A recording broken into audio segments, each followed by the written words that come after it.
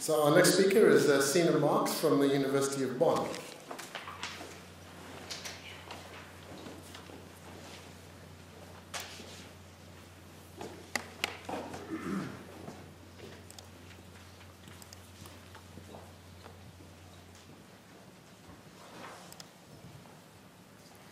So hi everyone, I hope I'm tall enough so you can hear me.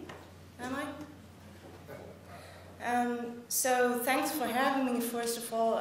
It's a great honor to be able to speak here with all these great speakers who are really from such a wide variety of disciplines, which I think is really inspiring, and which I think had until now worked out pretty well in terms of understanding each other, which it doesn't always do, which I'm going to come to in a minute. So as you can see here, I'm going to talk about the power of policy narratives, from which you can maybe see that I'm also an anthropologist. And I chose this topic because I think it's really relevant also in terms of environmental justice, which we heard hadn't been discussed too much until now. And on the other hand, because of a situation that I experienced during the Water in the Anthropocene conference that was already mentioned, where you saw that movie that was produced for that conference. And I was sitting with the two co-chairs of the project, Claudia Paul-Voste, who already spoke yesterday, and Charles Vorishmadi, who will speak in a minute. And we were having a situation which I'm going to call interdisciplinary perspectives on whether or not reality actually exists. Because, I mean, that was a real situation where we were sitting having dinner, and which sounds a bit like the beginning of a science joke or something. A natural scientist, a governance scholar, and an anthropologist are having dinner actually led to a discussion where we couldn't quite agree on whether or not there is something like an objective reality. And I thought, if we can't agree on these kind of basic information, then that will probably obstruct us from cooperating on other things. So that's why I thought I might try to illustrate my perspective, my disciplinary perspective on that issue of reality and how it, in my perspective, is constructed a bit by looking into policy narratives. And to do that, because it's the last session of the last day, and I mean to wake you up a bit, I'm going to show you a very tiny movie on that issue. And I'd like to keep I'd like you to keep in mind that quote that you see here: "Nowhere is the power of policy narratives and paradigms illustrated more clearly than in environmental planning in developing countries." So I hope that works now. Check.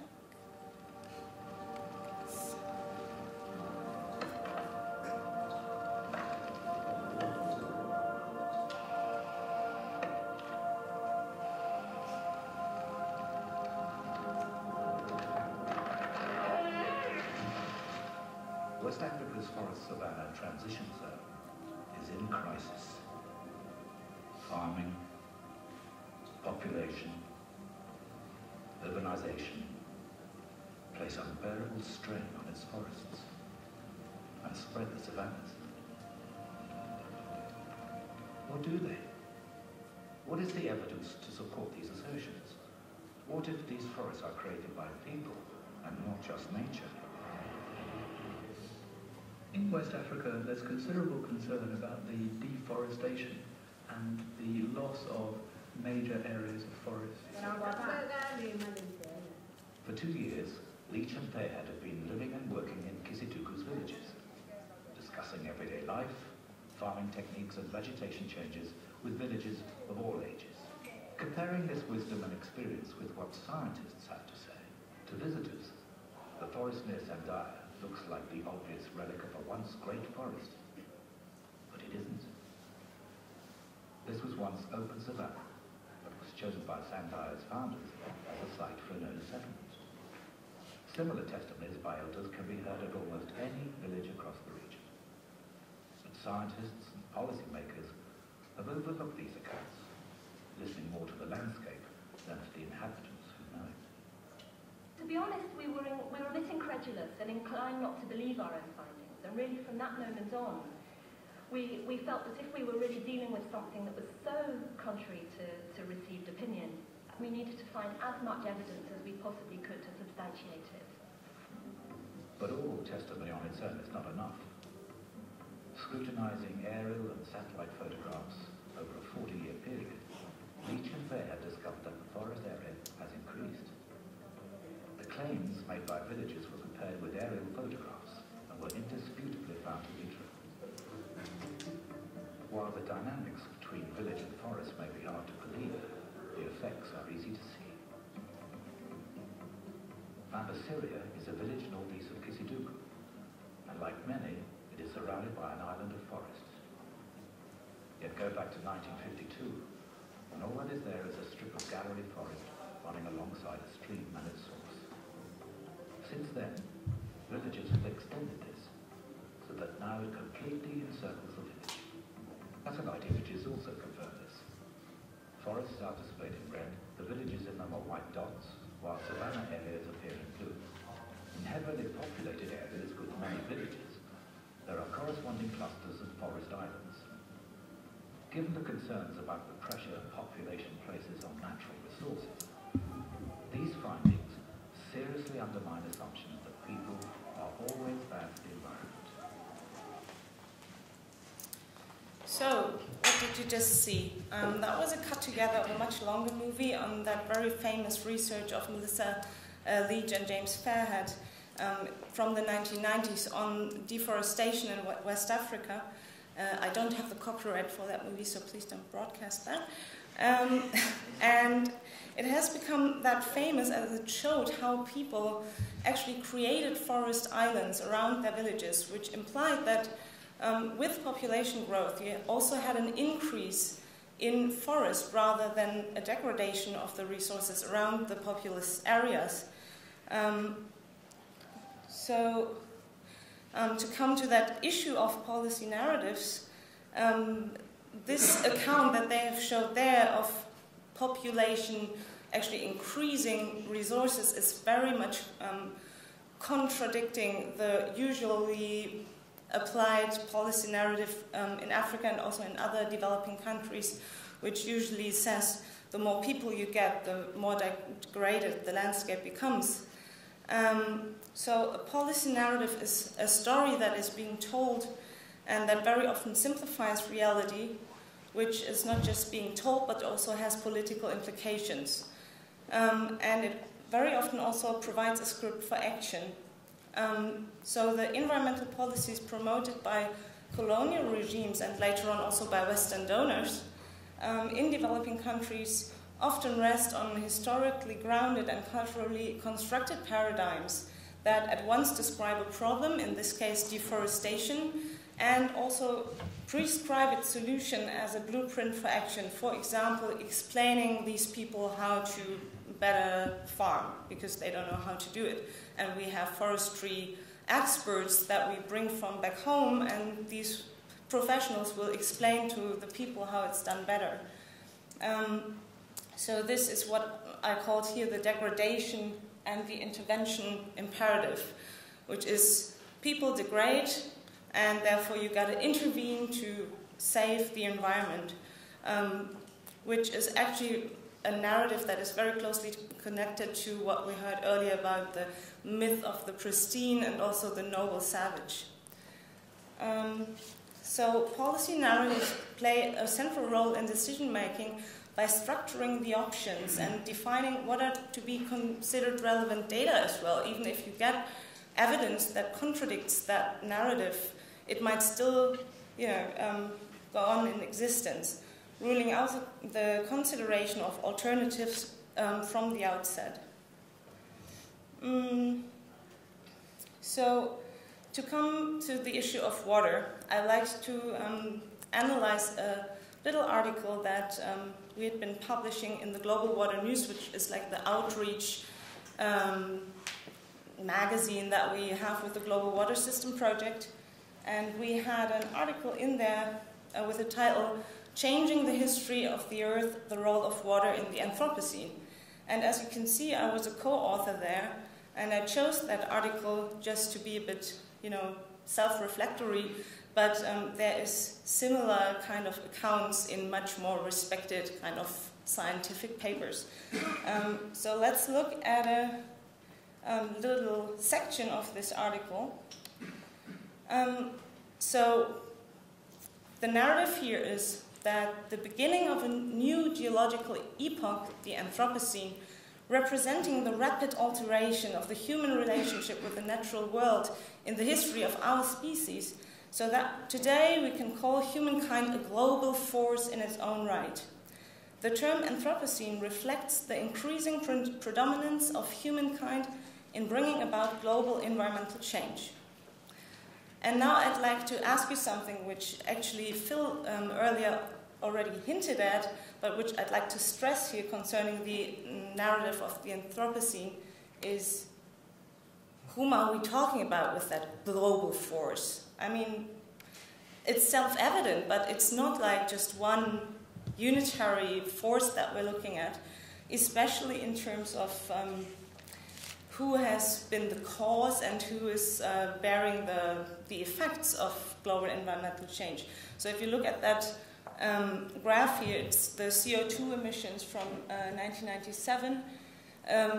I mean, that's random. We could look at other indicators as well. I just chose climate change because I'm going to talk about that later on as well. And it's so clear, but the power of narratives is that we keep forgetting the differences. So that's why I just wanted to stress here that even this graph, although it shows the differences between the OECD states and sub-Saharan Africa very clearly in terms of emissions, it's still not representing a reality here. I mean, it's you look at means, per capita means. You don't get the differences between men and women and between people within one country in terms of emissions. So, yeah, we're not that global force. Concerning the environmental justice in terms of effects of climate change, very often it is being said that sub-Saharan Africa is going to suffer very much due to its agriculture's dependence on rainfall. And I'd like to give you a case study from Ethiopia, which is one of the countries where the agriculture is actually very much dependent on rainfalls and very vulnerable to variability in rainfalls. And I was doing research with a project called Rethinking Water Storage for Climate Change Adaptation in Sub-Saharan Africa, and we were mainly looking at the Volta Basin and the Blue Nile Basin in Ethiopia. And the research gap that we identified there was that there is a lack of systematic analysis of how to account for climate change in the planning and management of new water storage. So we kind of wanted to fill that gap by an interdisciplinary examination of the need for various storage options, not just dams or the like, but also ponds and rainwater harvesting. So I wanted to look at that through climatic and hydrological modeling, but also through ethnographic and economic research. Yeah, I'm going to skip that. I went there and did research. I think that's what you need to know. So the research side is, you can see that little blue line coming from Ethiopia to Khartoum. That's the Blue Nile, with Lake Tana as the source.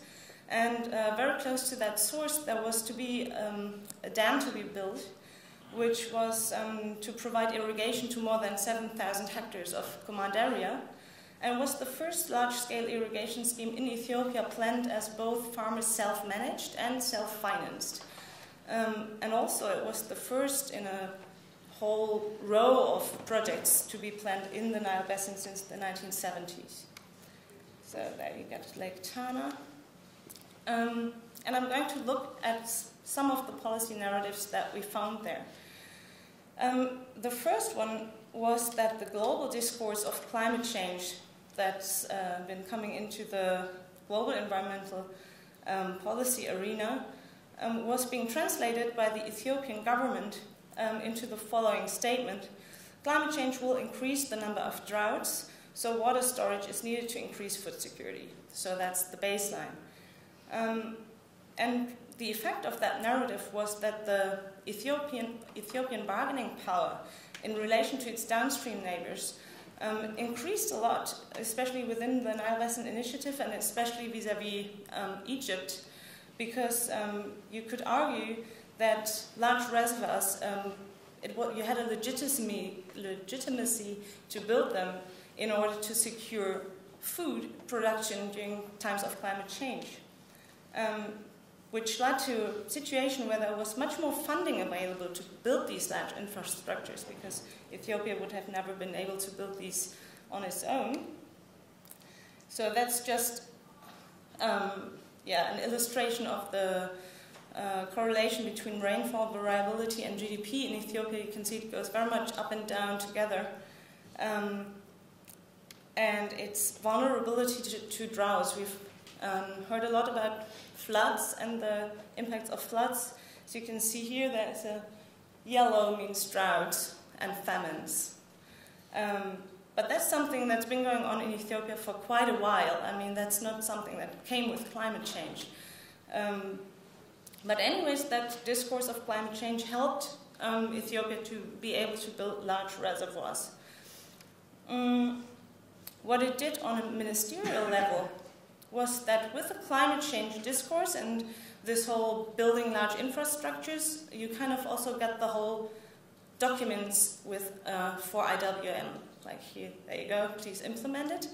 And what was being said in these documents was that irrigation management transfer, which means the transfer from a professional unit to a farmer organization, was the tool to manage water demand in order to reduce costs and also to increase participation.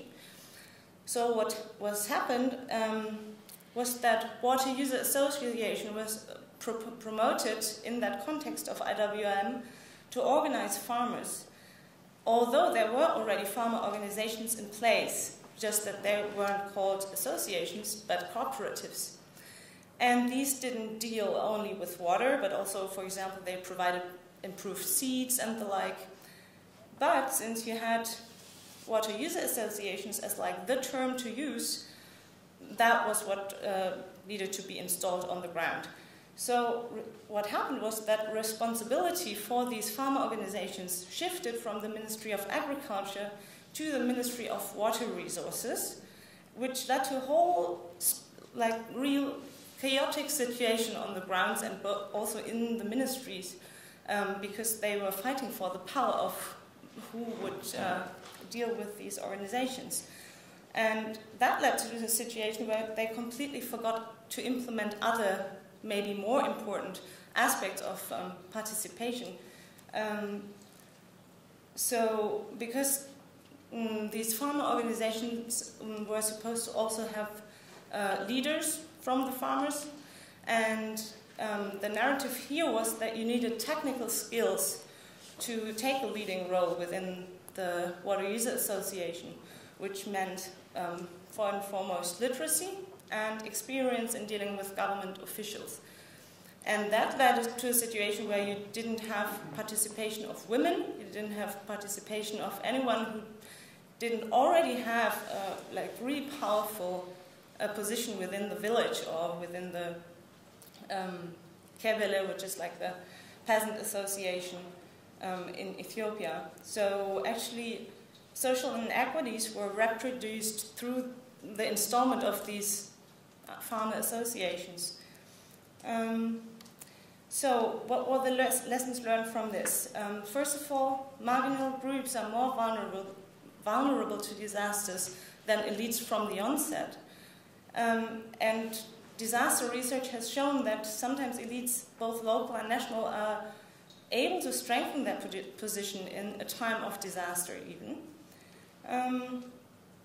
So to make it short, in this case, water storage did not lead to a decreased vulnerability to droughts on the local level, because those parts of society that were already the most vulnerable, which means the poor, women, and marginalized parts of the communities, were completely left out of decision making.